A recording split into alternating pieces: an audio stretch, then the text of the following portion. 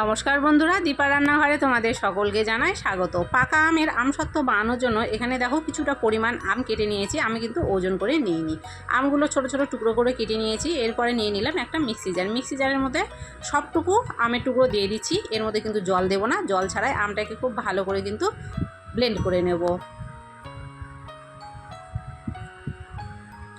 আমটা কিন্তু খুব ভালো করে দেখো এখানে আমি ব্লেন্ড করে নিয়েছি। এবারে আমের মধ্যে একটু আঁশ আছে, আর ছেঁকে নেওয়ার জন্য আমি এখানে একটা পরিষ্কার নেট ব্যবহার করছি। তোমরা চাইলে কিন্তু বড় কোনো ছাঁকনি দিয়েও আমটাকে ছেঁকে নিতে পারো, কিন্তু ছাঁকনি দিয়ে ছাঁকতে গেলে একটু সময়টা বেশি লেগে যায়। আর যদি এরকম নেট দিয়ে ছেঁকে নিতে পারো তাহলে দেখবে খুব কম সময়ের মধ্যে কিন্তু অনেকগুলো আম ছাঁকা হয়ে যায়। আর খুব সুন্দরভাবে কিন্তু যে আমের আঁশটা থাকে সেটা কিন্তু বেরিয়ে আসে। তো দেখো কত সহজেই কিন্তু নিমেষের মধ্যে আমটাকে খুব ভালো করে কিন্তু আমি ছেঁকে নিচ্ছি। আর আমের মধ্যে যতটুকু আঁশ ছিল সবটুকু আঁশ কিন্তু বেরিয়ে যাবে। এইভাবে আমটাকে ব্লেন্ড করে নিয়ে আঁশটাকে ছেঁকে তোমরা যদি আমসত্ত্বটা তৈরি করতে পারো তাহলে দেখবে আমসত্ত্বটা কিন্তু দারুণ আসবে। তো তারপরে কিন্তু এখানে একটা কড়াই বসিয়ে দিলাম। এবারে দিয়ে দিচ্ছি আমের পিউরিগুলো।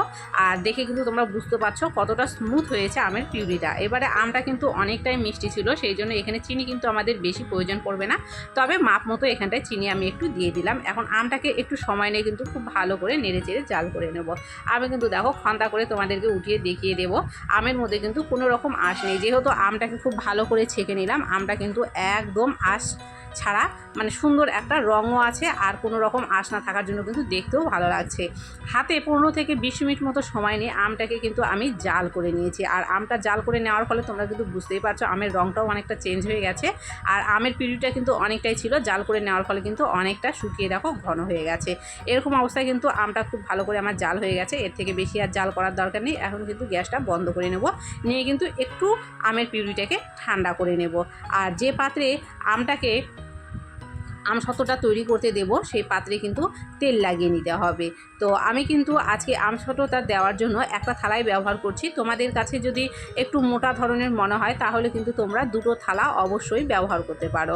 তো আমি কিন্তু এখানে একটা থালার মধ্যে খুব ভালো করে দেখো তেল লাগিয়ে নিয়েছি। আগে থেকেই তেল লাগানোটা আমি আর দেখাতে যাইনি। এবার আমটা একটু ঠান্ডা করে নিয়ে থালার মধ্যে কিন্তু সবটুকু আম দিয়ে দিচ্ছি, আর খুব ভালো করে কিন্তু এটাকে সেট করে দেবো। আবারও বলছি, তোমাদের কাছে যদি একটু মোটা মনে হয় অবশ্যই কিন্তু দুটো থালা তোমরা ব্যবহার করতে পারো। তো আমি একটু মোটা করেই দেবো, তো সেই জন্য আমি কিন্তু এখানটায় একটা থালার মধ্যেই দিয়ে দিলাম। এখন এটাকে রোদে দেবো। এখন যেহেতু খুব ভালো রোদ আছে সেই জন্য কিন্তু আমি একদিন মতো এটাকে রোদে দেবো। একদিনের বেশি কিন্তু রোদে দেবো না। একদিন রোদে দিয়ে তারপরে কিন্তু আমি তোমাদেরকে দেখিয়ে দেবো যে আমসত্ত্বটা কেমন তৈরি হয়েছে। পুরো একদিন কিন্তু আমি আমসত্ত্বটাকে রোদে দিয়েছিলাম। আর রোদে দেওয়ার ফলে দেখো আমসত্ত্বটা কিন্তু অনেকটা পরিমাণ শুকিয়ে গেছে, মানে 90%ই কিন্তু শুকিয়ে গেছে। এরকম অবস্থায় কিন্তু আমি তোমাদেরকে দেখিয়ে দিচ্ছি। তো প্রথমে আমি এখানে একটা ছুরি নিয়েছি, ছুরি দিয়ে কিন্তু আমসত্ত্বটাকে লম্বা লম্বা করে কেটে নিচ্ছি। তারপরে কিন্তু আমি উঠিয়ে দেখে নেব। আর যেহেতু বলেছিলাম আমসত্ত্বটা আমি বেশি কিন্তু রোদে দিইনি, একদিন রোদে দিয়েছিলাম, সেই জন্য কিন্তু আমসত্ত্বটা একটু নরম আছে। তবে তোমরা চাইলে কিন্তু আরও 2-1 দিন একটু বেশি রোদে দিয়ে যদি রাখতে পারো তারপরেও কিন্তু দেখবে যে আমসত্ত্বটা ঠিকঠাক থাকবে।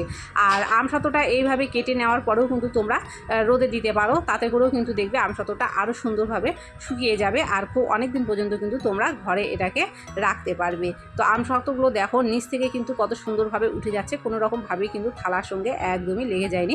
একদিন রোদে দিয়ে কিন্তু আমসত্ত্বটা কতটা পারফেক্ট তৈরি হয়েছে। তো আজকের এই আমসত্ত্ব রেসিপি তোমাদের কেমন লেগেছে অবশ্যই কমেন্ট করো, ভালো লাগলে লাইক করো, ভিডিওটা শেয়ার করে দিও। চ্যানেলে যদি নতুন হয়ে থাকো, চ্যানেল যদি সাবস্ক্রাইব করা না থাকে অবশ্যই চ্যানেলটি সাবস্ক্রাইব করে পাশে থাকা বেল বাটনটি প্রেস করে দিও, তাহলে এরকম আমার দেওয়া সুন্দর সুন্দর এই রেসিপিগুলো সবার আগে কিন্তু পৌঁছে যাবে তোমাদের কাছে। আর কমেন্ট করতে কিন্তু একদমই ভুলো না আজকের আমসত্ত্ব রেসিপি তোমাদের কেমন লেগেছে।